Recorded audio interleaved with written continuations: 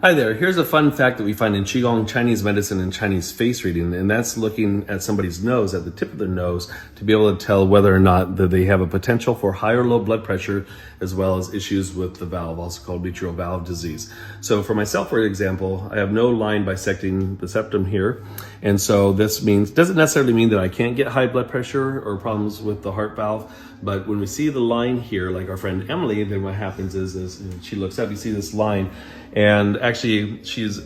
told us before we started filming this today that actually her father had to have a pacemaker because his blood pressure was so low, it was creating an irregular heart rhythm. So if you see that line, a great thing to do is to do the Qigong practices for the heart especially. So we want to do the dry cry, like the ha sound. We want to do the heart healing movement. So you go to sheltonqigong.com and go ahead and sign in, register your name and email, and we can send you out a simple little checklist of what you can do in order to help to reverse this line, which could actually show up as potential heart disease later on.